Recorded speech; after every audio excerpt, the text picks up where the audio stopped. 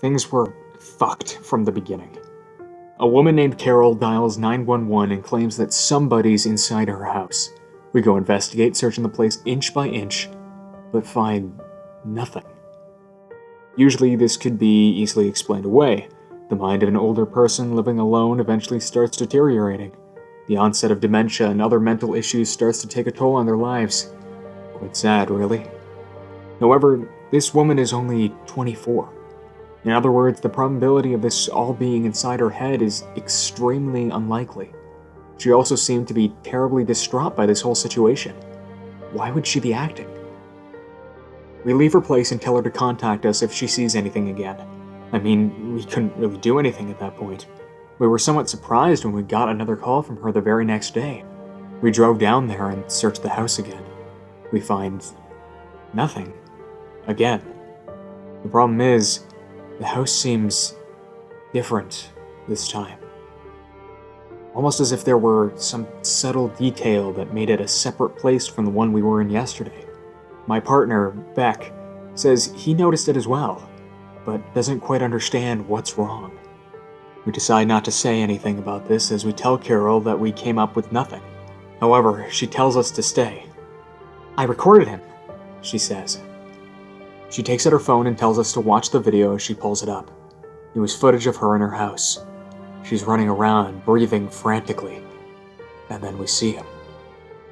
A large figure, covered head to toe in what appears to be a black bodysuit.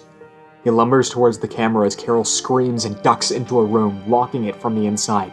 There's a few bangs on the door before we can hear footsteps walking away. We don't know how to react to this footage, but we try anyways.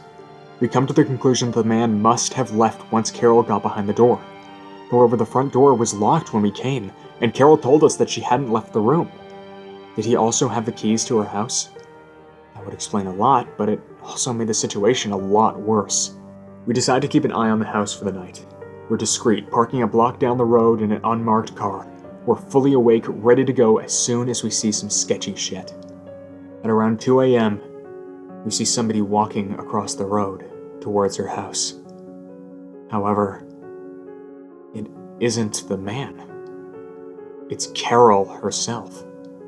Beck and I have the same look on our faces. What the fuck? We get out of the car and make our way over there, knocking hard on the front door. However, nobody answers. We can see lights flickering on and off intermittently, but we're not sure what that's supposed to mean. Was she trying to tell us to leave? We get a call from dispatch a few moments later. They're telling us that Carol has called 911 again, saying that there are now multiple people in her house. They ask if we need backup. We say yes. Without another moment of hesitation, we force the door open and barge in, the living room lights still flickering on and off, but we see the light switch. Nobody is touching it. We call out for Carol, but nobody responds. In fact, the place is dead quiet. I can see the neighboring houses starting to turn on their lights from the commotion. We rush up the stairs and start sweeping each room, but there's nothing. Once again, we search the place inch by inch, but nothing is in here. Not even Carol, who we clearly saw enter just a few moments ago.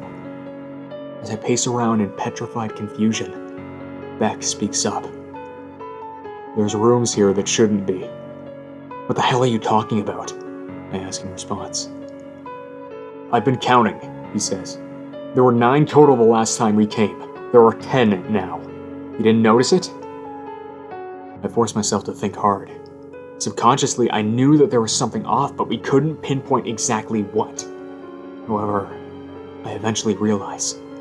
The basement. There was only one door down there last time. Beck nods. 2 now. I don't know what to think.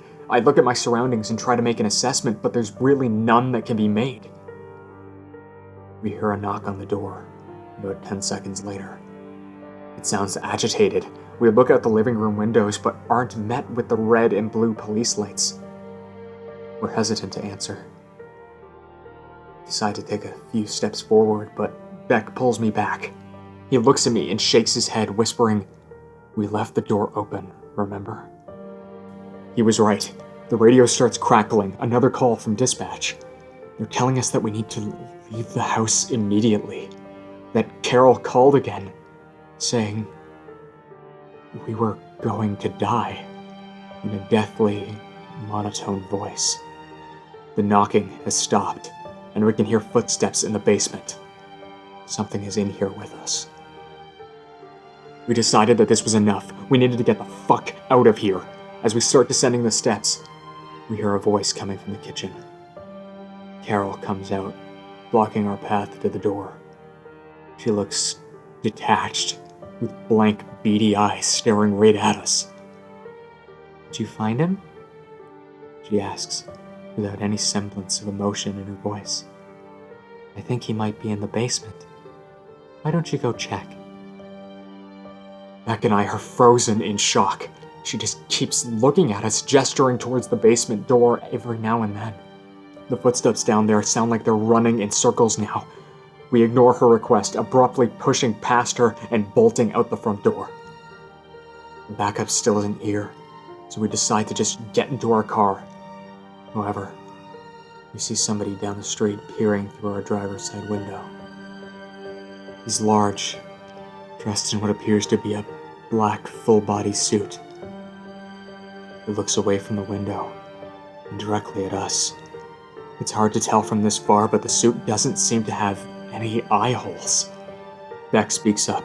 "Sir, please step back from the vehicle." His voice cracks in the middle of the sentence. He's terrified. As soon as Beck stops talking, the figure starts running towards us. It's fast, too fast.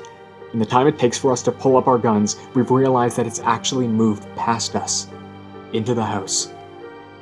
We waste no more time running into the car, locking the doors, and waiting until backup arrives. When it finally does, we're extensively questioned, while what appears to be a SWAT team searches the house. However, it isn't the police chief asking us. Instead, it's some guy in a suit that we've never met before. He asks us things like, how many doors were in the house, and what did Carol look like exactly, and did you ever see a man with one eye wandering around? We answer inconclusively to pretty much all of them. We have no idea what the hell's going on. At some point, we see SWAT members carrying multiple stretchers outside and loading them into the truck. Not an ambulance, mind you, but their own truck. Eventually, the man who is questioning us tells us to go home, and to report to our station as usual. He tells us not to worry about it. He tells us not to worry about what we've seen. I don't know how he expects us to do that. We drive back to the station in complete silence. As we park, Beck finally lets out a sigh. "Jack is fucking crazy, dude." I look at him in confusion.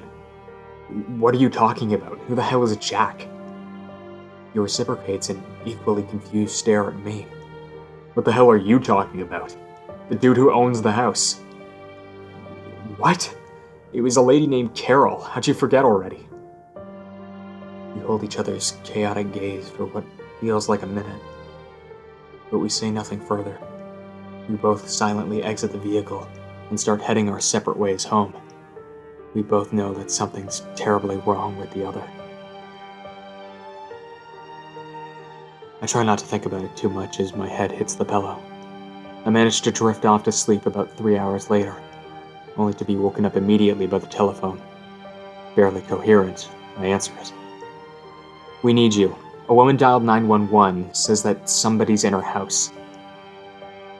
My heart sinks slightly. It sinks completely when he tells me the address. It's Carol's. I hang up the phone and slump into the bed. I just want this nightmare to end.